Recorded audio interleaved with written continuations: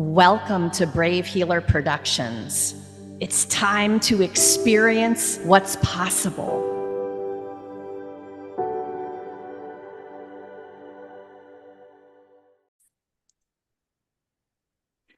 So, what if there's something you haven't learned yet that could change everything? Welcome, everyone. I'm Laura DeFranco, the CEO of Brave Healer Productions Publishing, where we are helping the world experience what's possible. And here today to help me with that mission is Miss Cayenne Thomas. You guys, she is the founder and president of the InkWell, a nonprofit dedicated to saving the world one journal and pen at a time. Welcome, Miss Cayenne. Thank you, Laura. I'm so happy to be here this morning, or today, I should say. So you're helping me kick off a really powerful interview series, and I'm going to give you guys a little sneak peek of the cover of this beautiful book that we are going to talk about today. 100 Poems and Possibilities for Healing. This is our Volume 3 project. And oh my gosh, so I'm a lover of the sunrise. The sunrise has inspired my poetry for many, many years. I don't know about you, Miss Yes, Cayenne. definitely.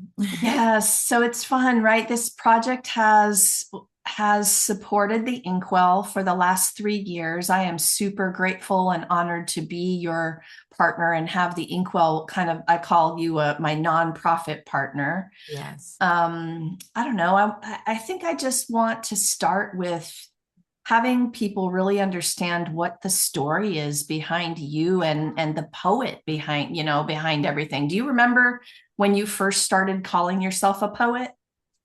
That's a good question. I think I first started calling myself a poet probably um, in my early 30s, and I have been writing poems well before then. But I think in my early 30s, there was this epiphany maybe, or this awakening of sorts. I think 30 to me has always been a magical number. It's when you leave the 20s and you feel like you're really coming into yourself. And at that time I had a lot of experiences. There was a lot of things happening. I was reintroduced to my father and my father's family. I was climbing the career ladder, but then there was this call to creativity that I did not want to ignore any longer. And it was probably in my early 30s that I began to dab my toe in the water and dare say, I think I'm a poet. I think I am a poet. And sharing that terminology out loud with others. And even today, when I stand before an audience, I always say the corny rhyme, I'm a poet and I know it. And I get the chuckle, but there's a deeper meaning for me there because it's my reminder and declaration of who I am, or a part of who I am as a poet. That's powerful. I love that. And it continues to be like this, I don't know, energetic affirmation when you need it, Yes. right? Yes, exactly. Exactly. You hit it on the head. Well, you and several amazing poets came together for this collaboration. And I feel like I say it every time we do one of these projects, but it's other level energy, speaking of that energy. And you are part of it. And you have such a big vision and mission with the Inkwell. I wanted people to know a little bit about that, but I'm going to ask you kind of what you're up to with all the programs and everything later. But you guys, we're going to hook you up with all the links down below too. Okay. So you can find out more. But in terms of your poetry and what you've been doing with all of that, what do you think is the most important thing you want other people to know about poetry?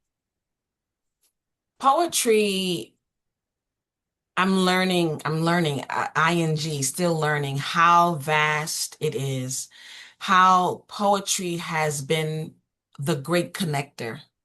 Here's a perfect example, meeting you at a poetry event.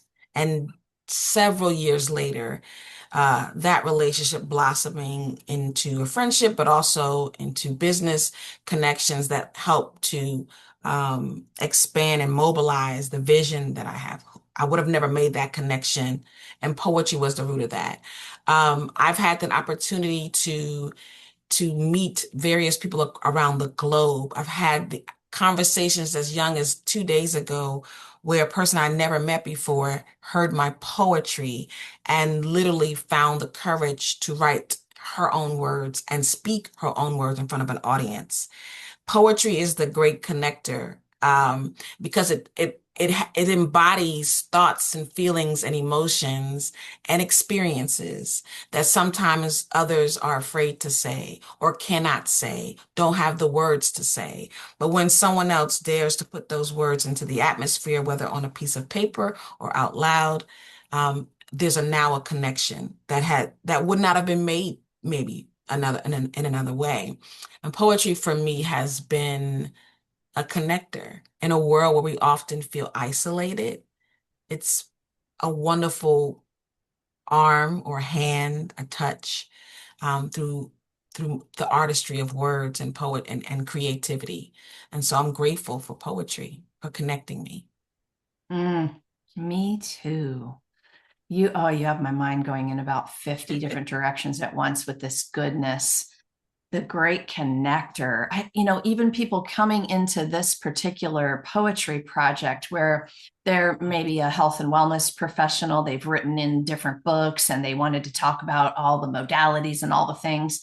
And then I get a message, oh, you're doing a poetry book, like, and then they get really kind of shy look on their face. Oh, I do poetry, you know, and then we find out about their poetry, and I feel like I'm finding out about your soul. Yeah, Yeah, yeah, it's incredible. it's incredible.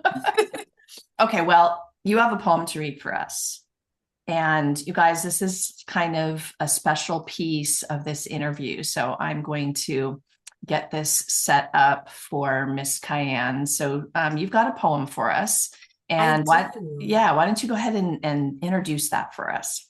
I would love to. This is actually a poem that's in this lovely book. So hopefully this will give you a little tease. I responded to a writing prompt from a friend in a time where I call it a dry season where I wasn't really writing as much. I had a lot of things to say, but couldn't put my pen to paper.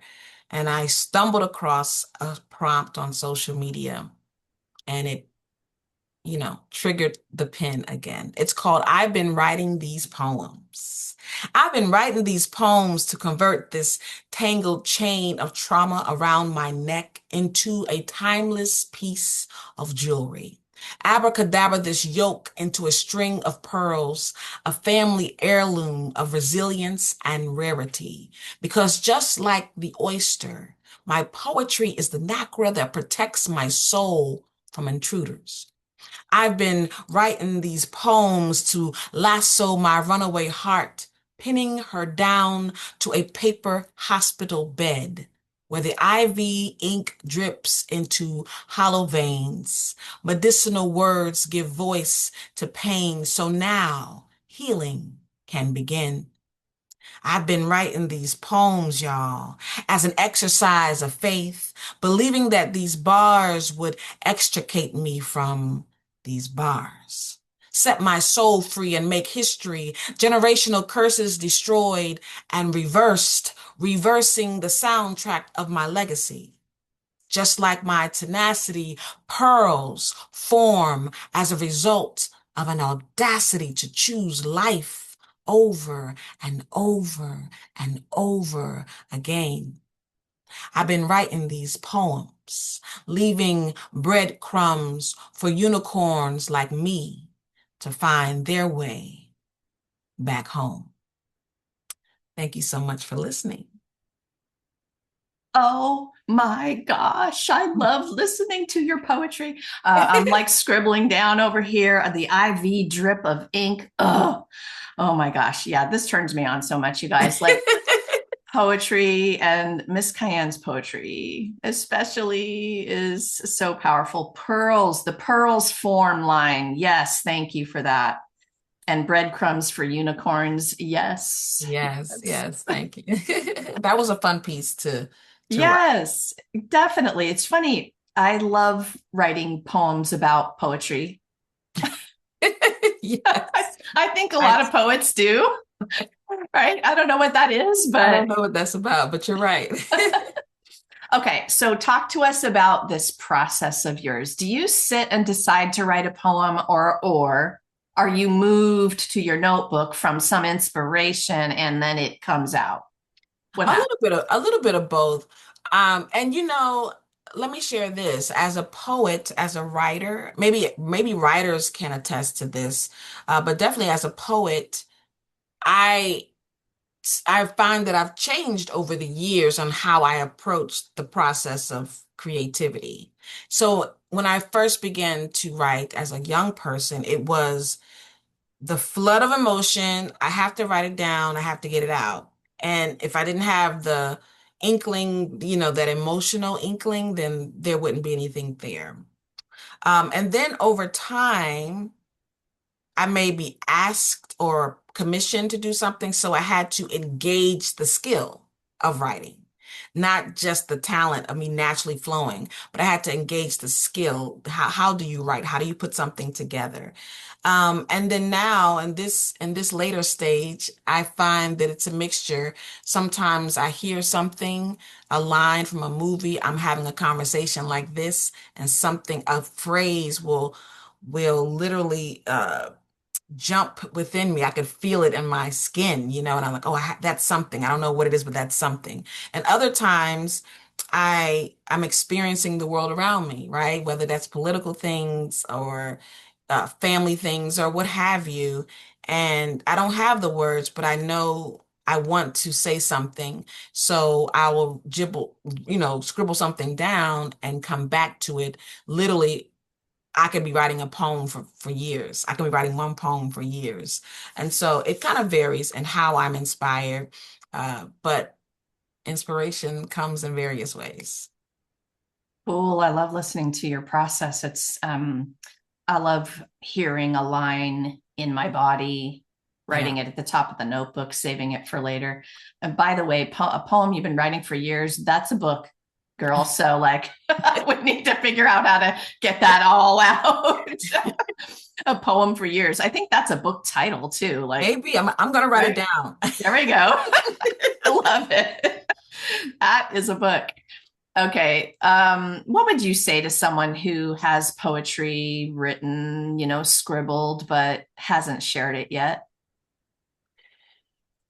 I think for me, I would probably say to that person, which may or may not go over very well, but I would probably say to that person that um, the word it's not all about you. That's what I would probably start off saying, which depending on the person in the relationship that may not go over well. But it's not all about you. And what I mean by that is there's someone else that needs to hear your words. I love the mantra that you have and your brave words. Someone needs to hear your words, your story, your heart, because poetry is the great connector. And where you may have felt isolated or feel isolated, and that these words are only your experience, when you share, whether that's to one person to another or on a vast, larger scale, it's almost guaranteed that someone else will connect to that. And those words can literally be the lifeline, the bridge, for them to move to the next space. Even if it's just a half a step forward, it's a step forward.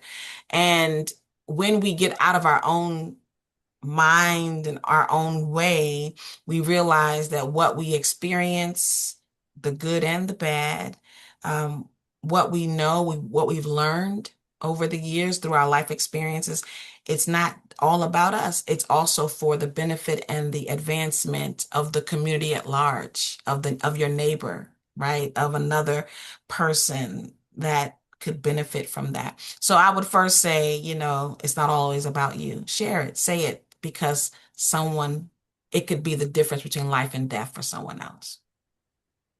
It's so powerful. And I would, this isn't just your poetry, everyone, it's your stories. Yeah. It could be any writing, don't let the poetry piece of it, because we're talking about poetry today, scare you from, oh, my stuff isn't poetry. Well, what about it's just your story? And it's the same thing that Miss Cayenne is saying. That that can save a life. Yeah. Yeah, it's big potato stuff to Big, me. big stuff. Yeah. All right, so tell everyone a little bit more about the Inkwell, what you're up to this year, all the good stuff. Oh, the inkwell, the inkwell. You see my blue and yellow in the background. The inkwell colors there. I always light up when I think about the work of the inkwell. The inkwell is a nonprofit, as Laura mentioned, that's simply dedicated to helping people experience healing, awareness, and self-love. And they do all of this wonderfulness through writing programs, through journal campaigns, and through education in our community about mental wellness or wellness in your mind and in your body, right? From a social emotional perspective. The Inkwell has the opportunity to move around in the local DMV area and share programs that are dedicated to helping people experience those things by using writing as the core of those programs. We've had the opportunity to work with a women's shelter in Southeast DC this past year, 2025. We just crossed over 2025. We had the opportunity of working with a women's shelter in Southeast DC. We talked about self-love, right? That's a buzzword. Everybody's talking about self-love, self-care, but really talking about it and using reflective writing prompts through that series to help people have these aha moments, these awareness moments, to create and emote in a safe space. These are the things that the Inkwell is able to do. And we also work with young people. We have a writing camp for girls that we've been doing annually. Uh, 10 to 15-year-old girls, they come and we have our sessions, and maybe we're talking about communication, effective communication. These are all terms we've all heard. We talk about them in corporate settings as well. But how to do that in a way where they're engaged their creative selves, where they are in a space that's safe and they can now begin to learn, oh, communication is not just me to another person, but it's the conversation I'm having within myself, right? We talk about these things. So we offer these programs. We also were able to work with uh, a senior center where we had journal distribution. We gave them outweight journals. We did writing programs with them. And let me tell you something. When I talk about the Inkwell and these writing programs, people are like, oh, that's nice. But when you experience sitting in those sessions, it's amazing because because we all of those people, we living our lives, hustle and bustle. You take a moment, you have a space, you're welcomed into that space. You have a journal that's all your own, dedicated to your thoughts and your emotions, not just a to-do list thing that collects dust. People began to share and emote and have these wonderful experiences. I talked to 87-year-old woman who's saying to me at 87 years old, I needed this moment to write. I needed this moment because I'm just now figuring out that I was never able to have a voice. This is an 87-year-old woman. So Wow. who I thought, she's not gonna listen to me. She's not gonna want to be here. But in this Inkwell writing session, she's having her aha moment. And we do those things. Another major thing we do is our journal drive and journal distribution. It's a simple task. We love journals. We love journals, but we often use them. We collect dust. We don't use them. They get lost in translation.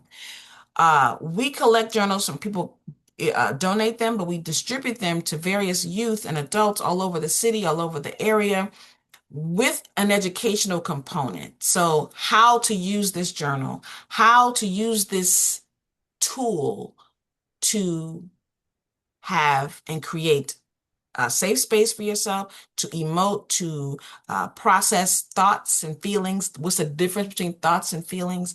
And it's amazing because the faces light up when I say, hey, choose your journal from 87 to 8. the faces light up to say, this is mine. I can use this for me and just my thoughts without judgment. Yes.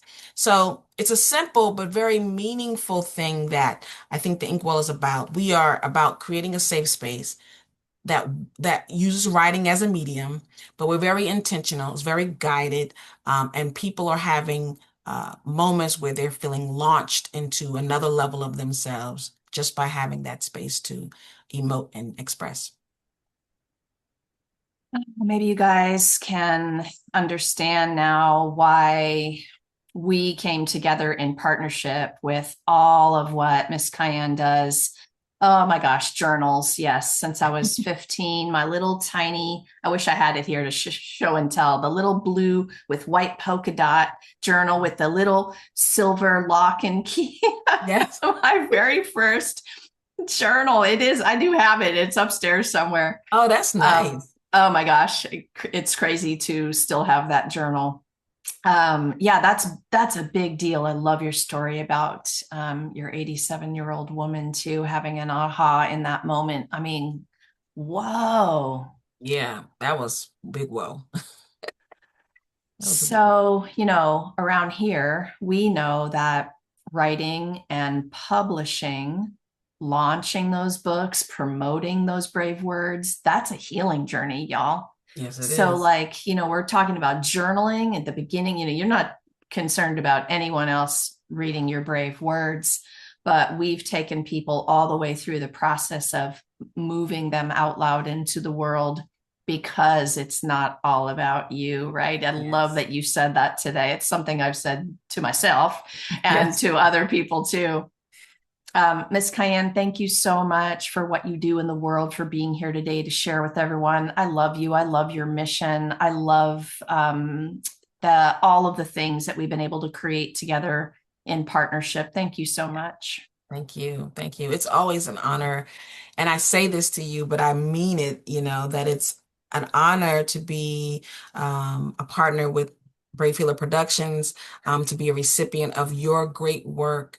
When people are able to experience what you offer them to, like you said, take them from pen and page to shelves, right? Into homes, shelves of stores, but also into the shelves of homes where people can now open them up and have their own experience. That's powerful. And we are honored to be connected, the great connector. All right, you guys, I hope that you will come check out this beautiful collaboration. This is way more than a book. This is a generous community that includes Miss Cayenne. Maybe something we talked about today made you curious. Maybe you have a question. Maybe you need some support, right? I have Miss Cayenne, all the InkWell stuff. She's got her website down below. Please go explore, click on the site, see all the things that she's up to. Of course, we hope that you hop over to Amazon and grab your copy of 100 Poems and Yeah. Possibilities for Healing. Please remember that a portion of royalties from our book launch will come back to the Inkwell. I love saying that out loud. I love Yes. being able to support what you're doing. So thank you all for your purchase. And hey, if you're a poet with a mission to share your brave words in a bigger way, connect with us at bravehealer.com. All right. I've got that link below for you as well. Lastly, today, everyone, remember your words will change the world when you're brave enough to share them. So it is time to be brave. See you next time, everyone.